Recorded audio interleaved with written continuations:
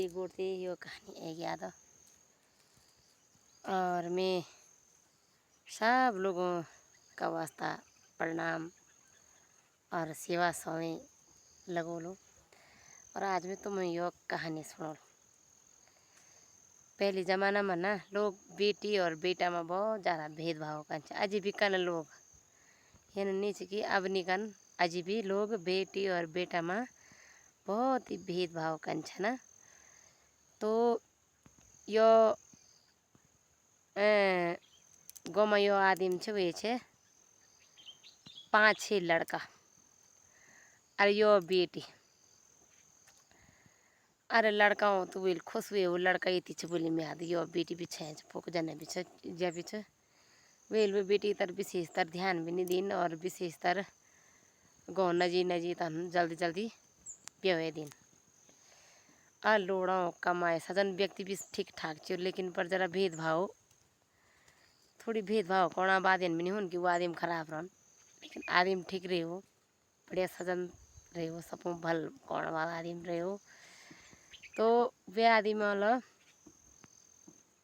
कहीं के कर्ज देना कहीं की मदद कहनी कहीं की कुछ कहनी लेकिन वे बेटी की तरफ बहुत कम ध्यान दिन नहीं दिन वो बेटी की तरफ ध्यान और लड़कों की तरफ ज़्यादा ध्यान दिन कि यो में कूड़ बाड़क खैन करना ये नए विधि में वंश वली बढ़े नहीं इसलिए ये प्रकार से थोड़ा बहुत बेटों वास्ते जरा स्वार्थ रहो कि मेरे वंश में कितनी बढ़ोतरी होगी। 6 में आलोड़ 6 6 दूनी 12 नाती होल तो मैं 12 परिवार हो जाल और बेटी हो सर बेटी भैरव लोगों परिवार होल ऐसी भावना मन में रहती है और रही है।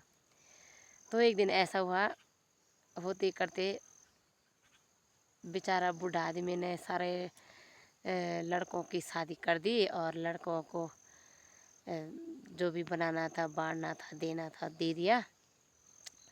लेकिन बेटी ब्याह करके ससुराल चली गई तो चली गई है दूसरे दिन वो बेचारा मर गया। अब जब मर गया था तो अब उसके घर से उसकी अर्थी उठने लगी होगी। तो एक व्यक्ति था गांव में उसको दे रखा था उसने 1 लाख का कर्जा और 1 लाख का कर्जा दे रखा था उस व्यक्ति को और वो कर्जा लेके वापस ही आ रहा था कि यार वो बेचारा मर गया और मरते मरते मैं उनका कर्जा भी चुका देता हूँ नहीं तो मुझ पे जरा बोझ रह जाएगा। तो उसने उन बेटों को अर्थी एक बेटा था जो अर्थी के पास बैठा था और 5 बेटे आपस में खुसुर पुसुर कर रहे थे कि मेरे पिताजी का ये धन दौलत था और ये मुझे मिलेगा वो उसको मिलेगा वो उसको दे ऐसी बंटवारे की बात हो रही थी वहाँ पर। कोई रोना नहीं कोई धोना नहीं कोई शोक शराबा नहीं हो रहा था लेकिन ऐसी बातें चल रही थी। उसने बोला यार आज तो बेचारा अच्छा आदमी था मर गया लेकिन ये बच्चे तो बंटवारे की बात कर रहे हैं। और वो घर से थोड़ा थोड़ा पीछे आधे रास्ते में चला गया। वो उनसे नहीं मिला और आधे रास्ते में जहाँ उसकी अर्थी आगे जानी थी वहाँ चला गया।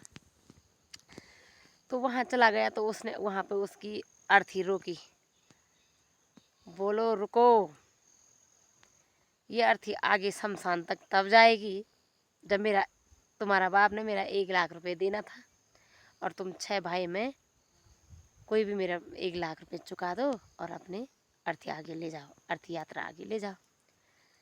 एक ने बोला तू दे दूसरे ने बोला तू दे तीसरा ने बोला तेरा बाप था तू दे तो चौथे ने बोला तेरा बाप भी था तू भी दे और आपस में 6 भाई जो है लड़ने लगे। और लड़ने लगे तो वहाँ शाम की 4 बज गई और अर्थी रास्ते में रुकी हुई है। तो रास्ते में रुकी हुई है अर्थी तो बड़ी समस्या खड़ी हुई उसने बोला मैं जाने ही नहीं दूंगा। और बगल गांव में बेटी रहती थी बेटी ने सुना वो रोते बिलखती आई वहां पे बोला रुको कौन है मेरे पिताजी की अर्थी को रोक रहा है क्या देना लेना है तुम्हारा।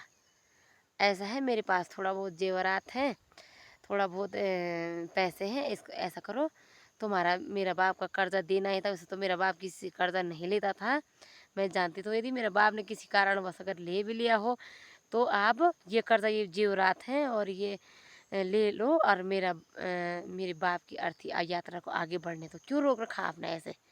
मेरे बाप की मरते टाइम बेइज्जती कर रहे हो और मेरे भाई को परेशान कर रहे हो।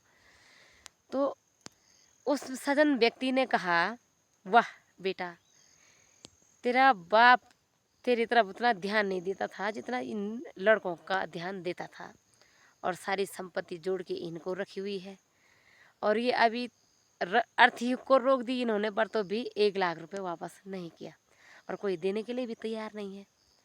तो बेटा, ये 1 लाख रुपए तेरे पिताजी के मैंने देने थे, और तो अपने जेवरात भी वापस रख, और ये 1 लाख रुपए भी तू रख कि तू इस काबिल है और तू माता पिता की सेवा योग्य है, और तेरी जैसी बेटी संसार में सबको मिले।